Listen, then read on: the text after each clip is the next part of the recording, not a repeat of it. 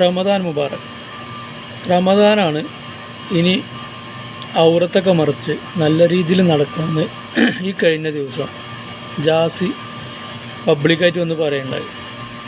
അപ്പോൾ ഏത് കിതാബിലാണ് അല്ലെങ്കിൽ ഏത് പണ്ഡിതനാണ് ഇവരോട് ഈ കാര്യം പറഞ്ഞിരിക്കണമെന്നാവും? ഈ റംസാൻ മാസത്തിൽ മാത്രമാണ് ഒരു സ്ത്രീ ഔറത്ത് മറിച്ച് നടക്കേണ്ടതെന്നുള്ള കാര്യം ഒരു പബ്ലിക്കിൽ വന്ന് പറയുമ്പോൾ നമ്മൾ പറയുന്ന വാക്കുകൾ സൂക്ഷിച്ച് വേണം കൈകാര്യം ചെയ്യാൻ. ഓക്കെ, സർജറിയൊക്കെ കഴിഞ്ഞൊരു പെണ്ണായി എന്നൊക്കെ പറഞ്ഞു, അതൊന്നും നമ്മുടെ ചർച്ചാ വിഷയമല്ല. പക്ഷേ ഇങ്ങനത്തെ കാര്യങ്ങൾ പറയുമ്പോൾ അത് നാലാൾ കേൾക്കുന്നുണ്ട് എന്നുള്ളൊരു ബോധം ഈ പറയുന്ന വ്യക്തിക്ക് അത് വേണ്ട.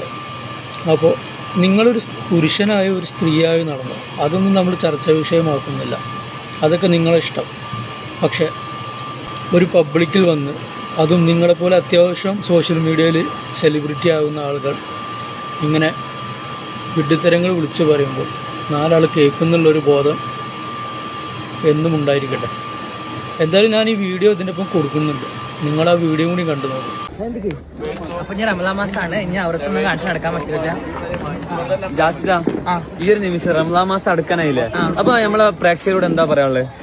ആറാമപ്പൊക്കെ ഒഴിവാക്കിയിട്ട് എല്ലാവരും ഇനി എന്താ പറയാ പുണ്യമാസമായ റമദാനെ വരവേക്കുക, എല്ലാരും ഇനി അടിപൊളിയാക്കുക.